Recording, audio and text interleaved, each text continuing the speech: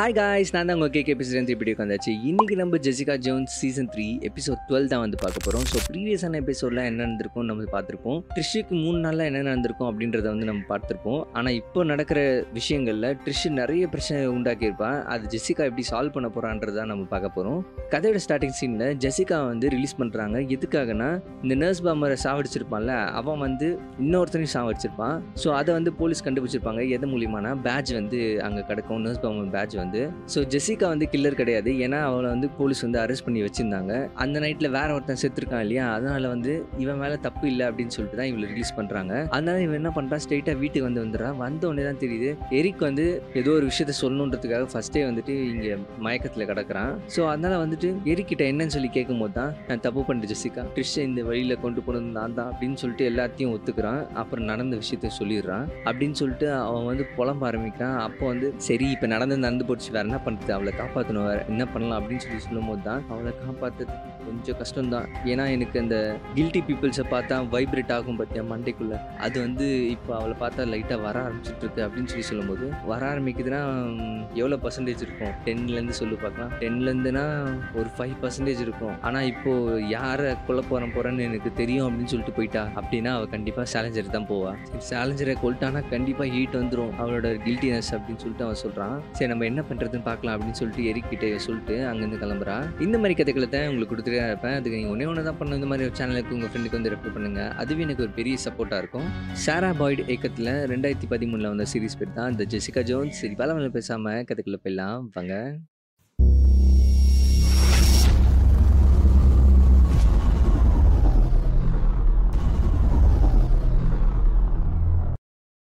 அப்போ சேலஞ்சர் என்ன பண்ணுறான், ஹாஸ்பிட்டலேருந்து அவனே டிஸ்சார்ஜ் ஆகி வெளியே வரான். அங்கே இருக்க நர்ஸ்லாம் வந்து சொல்கிறாங்க, நீங்கள் இங்கே இருந்தால் தான் சேஃப் அப்படின்னு சொல்லிட்டு, என்னை பார்த்து தெரியும் போங்க அப்படின்னு சொல்லிட்டு இவன் அங்கேருந்து கிளம்பு போகும்போது கரெக்டாக ஜெசிகா வந்து தடுக்கிறா. நீ இப்போ இங்கேருந்து போனோன்னா கண்டிப்பாக அவன் கொலை பண்ணுறதுக்கு கண்டிப்பாக வருவா அப்படின்னு சொல்லி வாய மூடல. கரெக்டாக ட்ரிஷ் வந்து வந்துடுறா. அதனால இவன் என்ன பண்ணுறா, ட்ரிஷ்ஷை தூக்கி தள்ளி போட்டு இவனை காப்பாற்றிட்டு கரெக்டாக லிஃப்ட்டில் போயிடுறா. லிஃப்ட்டில் போனால் கூட ட்ரிஷ் அப்போ கூட துரத்திட்டு வரா. அதனால வேற வழி இல்லாமல் பாதிலேயே அங்கேருந்து ஓடி போயிட்டு டெரஸ்க்கு வேண்டி ஓடி போயிடுறாங்க. அங்கேருந்து ஓடி போனேன் ட்ரிஷ் வந்து சேலஞ்சரை தேடி ஓடியாந்துடுறா. அப்போ ஜெசிகா என்ன பண்றா, மேல ஒளிஞ்சிட்டு இருக்கா வருவான்னு தெரிஞ்சு இவ வந்தோடனே தூக்கி வேற பில்டிங்க்கு தூக்கி வச்சிடறா. இவளால அவ்வளவு தூரம் ஜம்ப் பண்ணி வர முடியாது. அதனால என்ன பண்றா, சேலஞ்சரை கூட்டிட்டு உடனே வந்து வேற இடத்துக்கு கூட்டு போறா. எங்க கூட்டு போறானா, நம்ம ஜெரியோட வீட்டுக்கு தான் வந்து கூட்டு போறா. அதுவும் விடியகாலே வந்து கூட்டு போயிடுறா. கரெக்டா காலையில ஜெரி வந்து பார்த்தோன்னா, நீங்க என்ன இங்க பண்றீங்க அப்படின்னு சொல்லி கேட்கும்போது, இவனுக்கு நீ ப்ரொடெக்ஷன் தரணும் அப்படின்னு சொல்லி சொல்றா. நான் இனிமே இவனுக்கு ப்ரொடெக்ஷன் தர மாதிரி சொல்லியே ஜெசிகா, அதெல்லாம் முடிஞ்சு போன கதை, இதுக்கப்புறம் அவனை ப்ரொடெக்ட்லாம் அவனை பண்ண முடியாது அப்படின்னு சொல்லி சொல்லும் போது சேலஞ்சர் வந்து சொல்றான், இப்ப ஜெசிகா இவங்கெல்லாம் எனக்கு ப்ரொடெக்ஷன் கிடையாது, நீ தான் எனக்கு ப்ரொடெக்ஷன், உன்னால மட்டும் தான் எனக்கு காப்பாற்ற முடியும் அப்படின்னு சொல்லி இவன் சொல்றான். என்னால மட்டும் தான் காப்பாற்ற முடியும், இதை பாரு, நான் இதெல்லாம் காப்பாற்ற மாதிரி ஐடியாலாம் இல்லை, இது பாரு சரி, நீ தான் அவனுக்கு ப்ரொடெக்ஷன் கொடுக்கணும், நீ தானே அவனை பார்த்துருந்த, நீயே அவனுக்கு ப்ரொடெக்ஷன் கொடு அப்படின்னு சொல்லி சொல்லும் போது, என்னால் முடியாது அப்படின்னு சொல்லி சொல்றான்.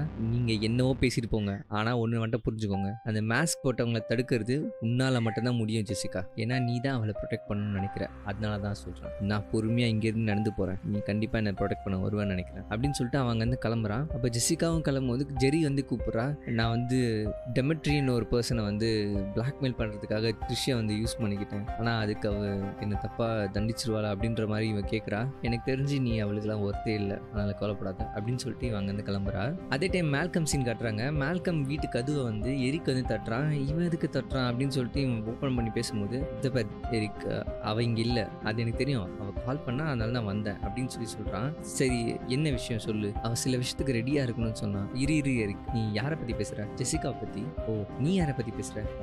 இல்லை, நான் விட்டுறாத, சொல்லு, என்ன விஷயமும் சொல்லு அப்படின்னு சொல்லி சொல்லும் போது தான் கரெக்டாக வந்து எரிக்கோட தங்கச்சி வந்து வந்துடுறான். இவன் என்ன பண்ணுறாங்க அப்படின்னு சொல்லிட்டு இவளுக்கு சம ஆச்சரியம். நான் இந்த நல்ல மனுஷன் தான் என்னை தங்க வச்சுக்கிட்டாப்புல, அதுவும் இல்லாமல் என்னை புரிஞ்சுக்கிட்ட ஒரே ஆள் இவன் மட்டும்தான் அப்படின்னு சொல்லிட்டு கொஞ்சம் பாராட்டு மழையாக பொழியிறா. இவனா அப்படின்னு சொல்லி இவன் யோசிக்கிறான். சரி, நடந்து போச்சு, நீ நல்லா இருக்கல, அது எனக்கு சந்தோஷம் அப்படின்னு சொல்லிட்டு இவன் சொல்கிறான். சரி, என்ன கதையோ அதை முதல் சொல்லு அப்படின்னு சொல்லும்போது, நீ ஜெசிகாக வேலை செய்யறல, இப்போ ஜெசிகா நம்மக்கிட்ட ஒரு விஷயத்த சொல்லியிருக்கா, அதை நம்ம பண்ணணும் அப்படின்னு சொல்லி சொல்கிறான். சரி, ஓகே அப்படின்னு சொல்லிட்டு இவனும் ஒத்துக்கிட்டு அந்த விஷயத்தை இவங்க பண்ண ஆரம்பிக்கிறாங்க. அப்போ ஜெசிகா என்ன பண்ணுறா, சேலஞ்சரோட வீட்டில் தான் வந்திருக்காங்க. சேலஞ்சர் வந்து அப்போ கேட்குறான், நீ எதுக்காக எனக்கு ஹெல்ப் பண்ண நினைக்கிறேன், நான் அவனை நிறைய தொல்லைகள் கொடுத்துருக்கேன், அதுவும் இல்லாமல் ரிஷோட அம்மாவை சாவடிச்சிருக்கேன், நிறைய பிரச்சனைகளை பண்ணியிருக்கேன், ஆனால் நீ எனக்கு ஏன் ஹெல்ப் பண்ண நினைக்கிறேன், உனக்கு யார் ஹெல்ப் பண்ண நினைக்கிறேன், நான் அவளுக்காக தான் ஹெல்ப் பண்ணணும்னு நினச்சிருக்கேன், உன்னெல்லாம் ஹெல்ப் பண்ணணும்னு நினைக்கவே மாட்டேன், கவலைப்படாது. அப்போ நான் உனக்கு கத்திர குத்தும் போது கூட உனக்கு ஒரு ஃபீலிங் போகும் இல்லையா, நீ அந்த தப்பு பண்ண பத்தியா, அதுதான் சரியான தப்பு. அதுக்கு பதிலா நீ என்ன பண்ணிடணும், நீ என்னை சேர்ல கட்டி போட்டு வச்சு என்னை டார்ச்சர் பண்ணி அந்த ஃபோட்டோ எடுப்ப பத்தியா, அது பண்ணினா தான் நான் உன் மேலே செம்ம காண்டாயிருப்பேன் அப்படின்னு சொல்லிட்டு இவ சொல்றா. இவன் அதை பத்தி கொஞ்சம் யோசிச்சுட்டே இருக்கும்போது கரெக்டா ட்ரிஷ் வருவான்னு தெரியும். அதனால இவ ஜன்னல்ல பார்த்துட்டே இருக்கா. கரெக்டா ட்ரிஷும் வந்துடுறா. அது மாதிரி வந்தோடனே இவன் என்ன பண்றா, இவன் ட்ரிஷ் வந்து சாவடிக்கிற மாதிரி ஒரு போஸ் வந்து போட்டோ அமைச்சிருப்பாங்கல்ல அன்னோன் நம்பர்ல இருந்து. அது ஏன்னா அது சேலஞ்சரோட வேலை தான். அது எங்க இருந்து எப்படி எடுத்தா அந்த போட்டோவை அப்படின்னு சொல்லிட்டு தேடி பாக்குறா. அவன் ஒரு ஷோகேஸ்க்காக மண்புல்லாம் வளர்த்துட்டு இருப்பான்ல, அதுலதான் இருக்கும். அதை எப்படி இவ கண்டுபிடிப்பான்னா, இவனை அடிச்சு போடுற மாதிரி சீனை போடுவா. இதை வந்து ட்ரிஷோ வந்து பாப்பா. அப்போ வந்து அந்த மண்புழு வளர்க்குற டப்பாவை எடுத்து அப்படியே கீழே போட்டு உடைக்கும் போது தான் அதுல வந்து இருக்கும். இது எல்லாமே கிளவுட்ல வந்து சேவ் ஆயிருக்கிறதுனால இவன் பாஸ்வேர்டு இருந்தா தான் அது பண்ண முடியும். அதையும் எப்படியோ டெலீட் பண்ணிடுறா. ஸோ இவனை அடிச்சு தான் போட போறா அப்படின்னு சொல்லிட்டு ட்ரிஷ் வந்து அவளை பார்த்துட்டே இருக்கும்போது பின்னாடி எரிக்கும் மேல்கமும் வந்து ஷாக் கொடுத்து ட்ரிஷை மயக்கம் போட்டு கட்டி போட்டு எடுத்துட்டு போயிருந்தாங்க. அதுக்கப்புறம் காலையிலேயே ஆகுது. ட்ரிஷ் வந்து விழிச்சு பார்த்தா காலில் கட்டு போட்டிருக்கு. அதை பார்த்தோன்னே என்னை யாரை கட்டி போட்டா அப்படின்னு சொல்லி பார்க்கும்போது தான் மேல்கம் ஏன் இந்த வேலையை பண்ண அப்படின்னு சொல்லி கேட்கும்போது என்னோட ஜாப் நான் பண்ணேன். ஓ ஜெசிகாவா, என்னை கட்டி போடுறதுனால அவனை தடுக்க முடியாது, அவனை அழிச்சாதான் முடியும் அப்படின்னு சொல்லி சொல்லும் போது எப்படி நர்ஸ் பாமரை அப்புறம் இந்த சிவில் கன்ஸ்ட்ரக்ஷன் ஜேஸை வந்து அழிச்சதியா அந்த மாதிரியா, அவங்களாம் வந்து சாவடிக்கப்பட வேண்டியவங்க தான். நர்ஸ் பாமர் ட்ரக் பீப்புள்ஸ் மாமூல் தரலன்றதுக்காக சாவடிச்சிருக்கான். இவன் நிறைய பேர் எரிச்சிருக்கான் ஒரு பில்டிங்ல, அதான் அவங்களை தண்டிக்கிற தப்பே இல்லை அப்படின்னு சொல்லும் போது தான் கரெக்ட் தான், அதை தடுக்க தான் ட்ரை பண்ணிட்டு இருக்கா ஜெசிகா. ஏன்னா நீ மேலும் மேலும் தப்பு பண்ணாம இருக்கணும் அப்படின்றதுக்காக தான் அப்படின்னு சொல்லி இவ சொல்றான். அப்ப இவ அதை பத்தி கொஞ்சம் யோசிக்கிறா. அதே டைம்ல ஜெசிகா என்ன பண்றா, பார்ல இருக்கா. எரிக்கும் கூட வரான். அப்புறம் இவங்க ரெண்டு பேரும் ஆறுதலா பேசிட்டு இருக்காங்க. அதுக்கப்புறம் பேசி முடிச்சோடனே இவங்க ரெண்டு பேரும் அங்கிருந்து கிளம்புறாங்க. வீட்டுக்கு போனோடனே அவ பண்ண வேலைய ஆரம்பிச்சிட்டு இருக்கா சரக்கு அடிச்சுக்கிட்டே. இப்போ திடீர்னு யாரோ வந்து கதுவாண்ட வராங்க. யாருன்னு வந்து பார்த்தா சேலஞ்சர். இவளால ஏந்து நிக்க கூட முடியல, ஒரு மாதிரி மயக்கம் போட்டு அப்படியே விழுந்துடுறா. ஏன்னா அந்த சரக்குல மயக்க மருந்தும் பிளஸ் பேரலைஸ்ட் ஆகிறதுக்கான மருந்தும் வந்து போட்டிருப்பாங்க. உடம்பு அதனால மூவே ஆகாது. சேலஞ்சர் உஷாரா இது முன்னாடியே வந்துட்டு இந்த விஷயத்தெல்லாம் பிளான் பண்ணி தான் பண்ணியிருக்கான். அதுக்கப்புறம் ஜெசிகா கண் விழிக்கிறான். விழிச்சு பார்த்தா அவள் சேர்ல கட்டி போட்டு இவன் போட்டோ எடுத்து கொலை பண்ணுவாள் அந்த செட்டப்ல வந்து வச்சிருக்கான். ஆனா கட்டி போட்டது வந்து வெறும் டேப்பால கட்டி போட்டிருக்கான். அவளே வந்து கேட்கறான், இதை நான் பிச்சு உன்னை அடிச்சிட மாட்டேனா, உன்னால முடியாது, ஏன்னா உன் கால் கையெல்லாம் பேரலைஸ்டா இருக்கும், ஏன்னா நான் கொடுத்த மருந்து அப்படி அப்படின்னு சொல்லும் போது தான் அவளாலையும் மூவ் பண்ண முடியாது.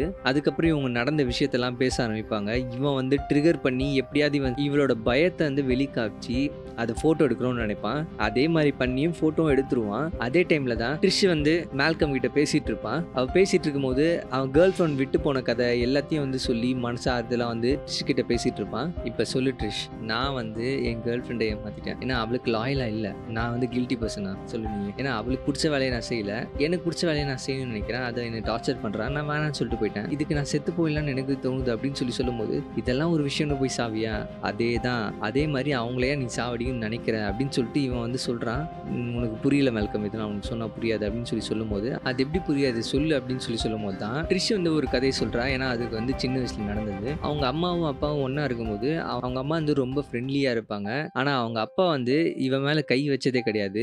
ஆனா அவங்க அம்மாவை அடிப்பாங்க. இந்த விஷயம் ட்ரிஷ்ஷுக்கு வந்து அப்பெல்லாம் அதிகமா தெரியாது.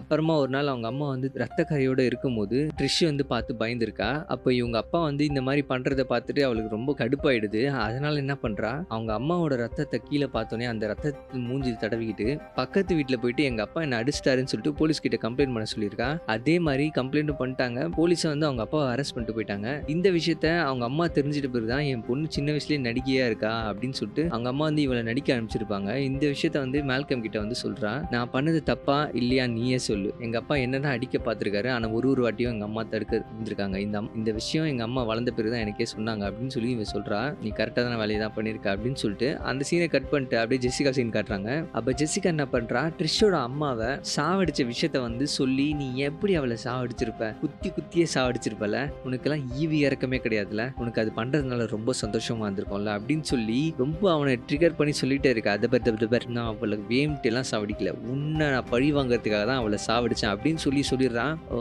அப்படியா, உன் அயலே உண்மையை ஒத்துக்கிட்டே ராஜா அப்படின்னு சொல்லி இவன் சொல்றான். என்ன உண்மை, நீ மட்டும் தான் கேமரா வச்சு பயம்புத்தி கொலை பண்ணுவியா என்ன, அங்க பார் ரைட் சைட்ல வீடியோ ரெக்கார்டே போயிட்டு இருக்குடி அப்படின்னு சொல்லிட்டு அந்த டேப்பை பிச்சுக்கிட்டு இவனை போட்டு அடிச்சு உட்கார வச்சிடறா. எரிக்கும் அந்த டைம்ல வந்துடுறான். ரெக்கார்ட் எல்லாம் கரெக்டா போயிட்டு இருக்குல்ல, கரெக்டா ரெக்கார்டு இருக்கு, அவள் தான் இவன் மர்கியா சாலாதான் அப்படின்னு சொல்லிட்டு இவனை அடிச்சு மயக்க போட வச்சிடறான் எரிக்கு. அதனால உடனே காஸ்டா கால் பண்ணிட்டு, காஸ்டா உங்க வேலை கிடைக்கிறதுக்கு திருப்பி நான் கேரண்டி, எப்படி சொல்றீங்க என்ன சொல்றீங்க எனக்கு புரியல அப்படின்னு சொல்லும் போது சொல்லும்போது சேலஞ்சர் அவன் வாயாலே உண்மையை ஒத்துக்கிட்டான். ஸோ வீடியோ ரெக்கார்டோட இருக்கு, நீங்க என் வீட்டுக்கு வந்தீங்கன்னா பார்க்கலாம். அது எப்படி பண்ண, அவன் எப்பவுமே எல்லாரும் எப்படி சாவடிப்பான், ஸோ அந்த டெக்னிக்கை என்னையே பண்ண வச்சு நானே ஒரு பிளானை போட்டேன், அதில் தானே வந்து மாட்டிக்கிட்டாரு. அதனால தான் சூப்பர் ஜெசிகா, நான் உடனே வரேன் டீம் ஃபோர்ஸோட அப்படின்னு சொல்லிட்டு அவர் ஃபோனை கட் பண்றாரு. அதுக்கப்புறம் காஸ்டா வந்து அந்த ஃபுட்டேஜை பார்த்துட்டு ரொம்ப சந்தோஷப்படுறாரு. மாட்டினடா பம்பர் கட்டு மண்டையா அப்படின்னு நினைச்சுக்கிட்டு அவனை அரெஸ்ட் பண்ணி கூட்டு போயிடுறாரு. அதுக்கப்புறம் இந்த விஷயத்த ஜெசிகா என்ன பண்றா, ட்ரிஷ் கிட்ட வந்து சொல்றா, சேலஞ்சர் ஜெயில போட்டாச்சு, இதுக்கப்புறம் நம்மளுக்கு பிரச்சனையே கிடையாது, உன்னோட ஃபேஸும் எதுவும் ரிவீல் ஆகல, எல்லா போட்டோவும் டெலிட் பண்ணிட்டேன், அதனால பிரச்சனை இல்லை அப்படின்னு சொல்லி சொல்லும் போது, எப்படி இதை பண்ண, இந்த போட்டோ பாரு அப்படின்னு சொல்லி சொல்லும் போது தான் அவன் எப்படி டார்ச்சர் பண்ணி போட்டோ எடுப்பான் இல்லையா, அந்த போட்டோ வந்து காமிக்கிறான். காமிச்சோன்னே எப்படி என்னால முன்னும் கோவத்தை அடக்க முடியல அப்படின்னு சொல்லிட்டு இவ சொல்றா ட்ரிஷ் வந்து. ஆனாலும் வேற வழி இல்லை, எப்படியும் அவனை வந்து ஜெயில போட்டாச்சு, இவங்களுக்கு வேலை முடிஞ்சுது, அப்படியே ரொம்ப சந்தோஷமா இருக்காங்க எல்லாருமே.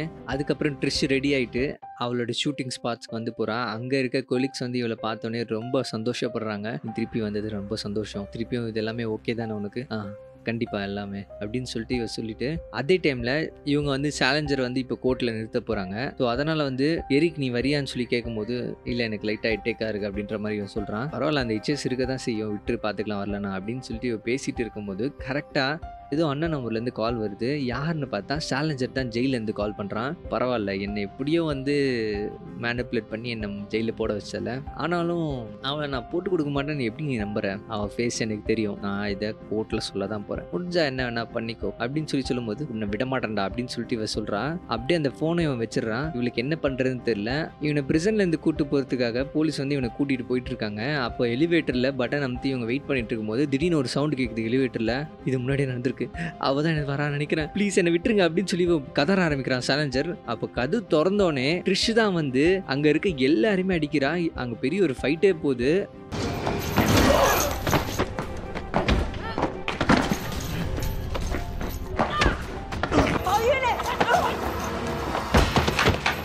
அந்த ஃபைட்டில் சேலஞ்சரை பயங்கரமாக அடிச்சிட்டு இருக்கா. அந்த போலீஸ்காரங்களும் அடிச்சு போட்டுடுறா. அதே டைமில் அந்த கோர்ட்டுக்கும் ஜெரியும் வந்து வந்துடுறா.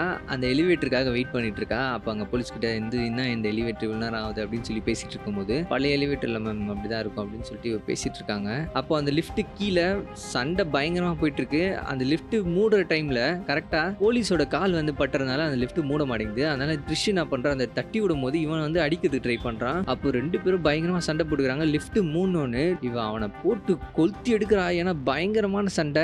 அவன் மூஞ்சிய உடச்சு போட்டுறா பயங்கர வெறியில. ஏன்னா அவ்வளோ கோவம் இருக்கு அவளுக்குள்ள. ஜெசிகாவும் அங்க வந்து வரா. அப்படியே காஸ்டா வந்து ஜெசிகா பாக்குறா. அப்ப திடீர்னு யாரோ கத்துற சவுண்டு. யாருன்னு போய் மேல போய் பார்த்தா அந்த லிஃப்ட் ஃபுல்லா ரத்த கரையா இருக்கு. சேலஞ்சர் செத்து கிடக்குறான். இதை வந்து ஜெரியும் பாக்குறா, ஜெசிகாவும் பாக்குறா, காஸ்டாவும் பாக்குறாங்க. ஜெசிகா பார்த்தோன்னே ஏன் ட்ரிஷ் அப்படின்னு சொல்லி இவன் நினச்சிக்கிட்டு அப்படியே அந்த சீனு கட் ஆகுது. ஸோ இதுக்கப்புறம் வரதான் லாஸ்ட் எபிசோடு. அந்த எபிசோடு எப்படி இருக்குன்னு சொல்லி நம்ம பார்ப்போம். ஸோ அதுக்கப்புறம் வேற என்ன சீரிஸ் போடலாம் அப்படின்னு சொல்லிட்டு நீங்கள் ஏதாவது உங்களுக்கு ஐடியா இருந்தால் கமெண்ட்ல மென்ஷன் பண்ணுங்க.